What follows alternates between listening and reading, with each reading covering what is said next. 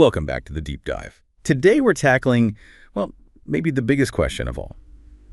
Are we alone? Has life ever existed anywhere else? It's the ultimate question, really, and it's driving some incredible science. Yeah, absolutely. Yeah. And today we're zeroing in on one mission in particular, China's Tianwen-3. It's aiming to actually bring pieces of Mars back to Earth. That's right. Scheduled for launch around 2028. It's this hugely ambitious Mars sample return mission, not just landing, but collecting sample soil, rocks, and flying them home. It sounds incredibly complex. So in this deep dive, we want to unpack Tianwen-3. Look at the what, the why, the how. And the what ifs. What are the challenges? Why is it so critical for astrobiology? Yeah. And what happens if they actually find something? Exactly. We're diving into potentially solve, maybe the universe's biggest mystery. So let's start with the why. We've sent amazing rovers there already. Why do we need physical samples back here? That's a great question. Look, the rovers, they're marvels. They've sent back stunning images, done incredible on-site analysis, but There's a limit. there is a definite limit. Size, weight, power, you can only pack so much onto a rover going millions of miles. Bringing samples back, that changes the game entirely. It elevates our whole scientific toolkit. How so? What can we do here that a rover just can't manage on Mars? Oh, well, here on Earth, we can unleash the full power of our labs. We're talking a whole suite of analyses, molecular, isotopic, microscopic. Stuff that's just too big or needs too much power for Mars. Exactly. Think giant electron microscopes, complex carbon dating setups, maybe even trying to culture something under controlled conditions, though that's a long shot for past life. It's about a level of detail and certainty you just can't get remotely. Right. Moving beyond just seeing interesting rocks to actually testing them for life signatures. Precisely. That's where the real potential lies for finding, say, fossilized microbes. The source material we looked at really highlights this possibility. Finding actual fossils, sealed away underground. That's the hope. Maybe preserved, perhaps a couple of meters down, away from all that harsh surface radiation. It's the difference between seeing, geological hints and finding the actual biological evidence. Okay, so definitive proof, potentially. That leads to the next big question. Where do you even look? Mars is huge. Site selection is absolutely critical. You can't just land anywhere. The mission has to target areas where liquid water was likely present for extended periods. Ancient lakes, river deltas. Those kinds of places, yes. What the sources call prime real estate for past microbial life, places with the right minerals, the right history, somewhere life could have thrived, and crucially, where its traces might be preserved. And you mentioned drilling down 2 meters. Why that specific depth? It's all about getting beneath the rough stuff on the surface. The UV radiation is intense, and there's a kind of chemical brew of reactive compounds. Perchlorates and things. Yeah, things that tend to break down organic molecules over time. So going down 2 meters gets you into older, potentially better preserved layers, geological strata protected from all that surface activity. So choosing that specific crater or valley, that's a make-or-break decision for the mission. Absolutely. It defines the potential for discovery right from the start. Okay, so we know why we want the samples and where we might look.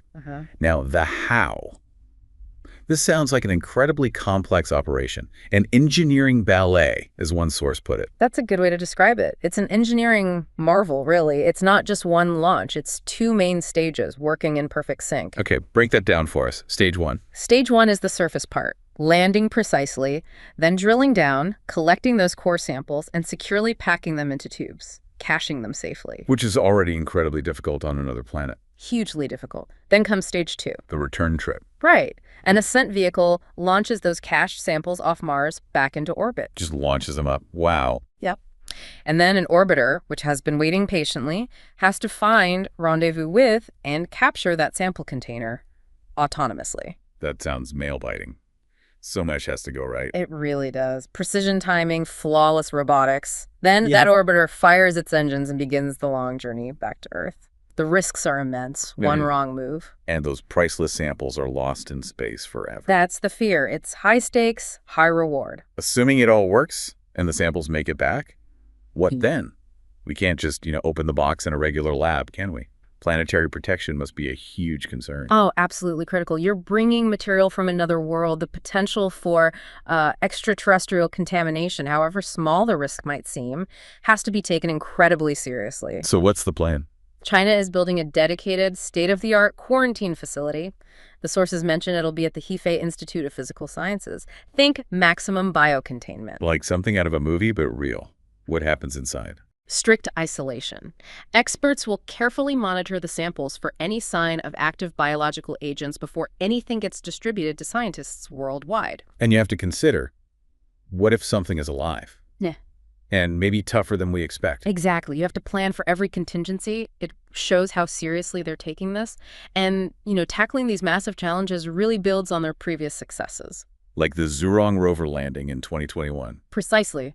Zhurong was a big step. It provided invaluable data geology, weather, even hints about water ice. So, real-world experience on Mars that feeds directly into planning Tianwen-3. Definitely. It helps refine landing site choices, mission strategies. It builds confidence and know-how. China's really establishing itself as a major player in planetary exploration. Okay, let's pivot to the biggest what if. What if Tianwen-3 succeeds?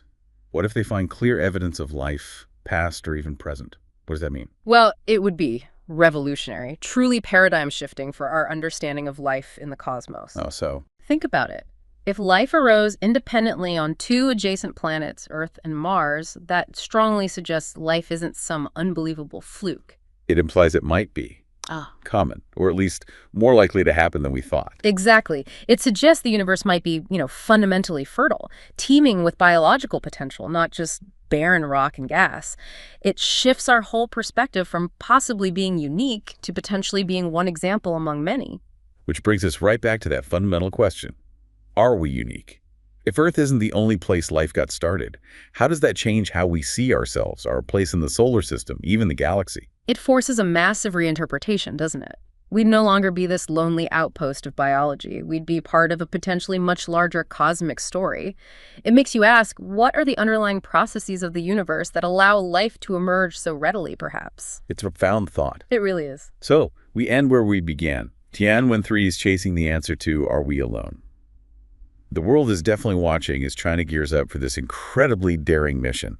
And if those samples come back carrying evidence of Martian life, well, it forces us to consider what that really implies about the universe, about life itself. And how that knowledge might fundamentally change humanity's view of its own existence. Something incredible to think about until hopefully those samples make it home.